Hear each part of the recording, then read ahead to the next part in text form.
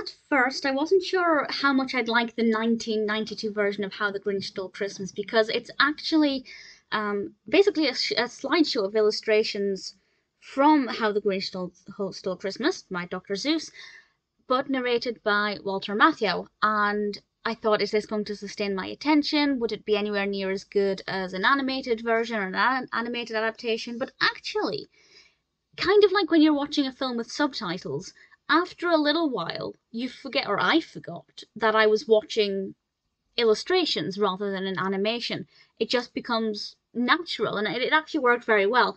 But also, if you wanted to just listen to this rather than watch it, it's beautifully narrated. This is directed by Ray Mezcar, written of course by Dr. Seuss, and narrated by Walter Matthau, and it tells a story of how the Grinch stole Christmas. And what's really interesting about this is that for me, the first time I've truly listened to the words of How the Grinch Stole Christmas. I've never read it.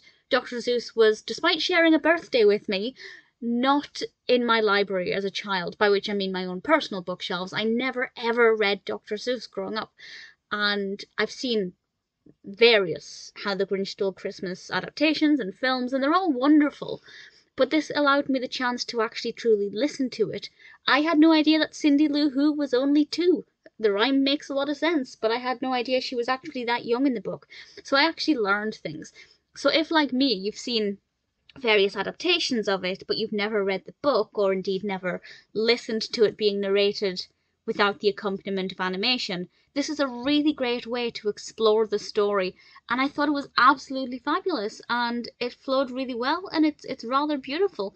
I wasn't expecting to like it as much as I did, or to find it as engaging as I did, but actually it worked very well. It's definitely worth checking out if you're a fan of the animations. If you've never seen it at all, then I mean, yeah, it's as good a place to start as any, to be perfectly honest.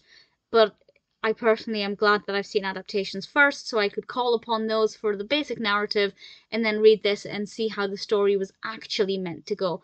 Most adaptations I've seen are very similar, but there are some distinct differences, some of which I knew about, for example, with the colour of the Grinch, but I won't spoil that in case you're not aware of what that is. But certainly I found it to be very interesting and very appealing, and definitely worth, well, watching, I guess, but also listening to. I really thoroughly enjoyed it.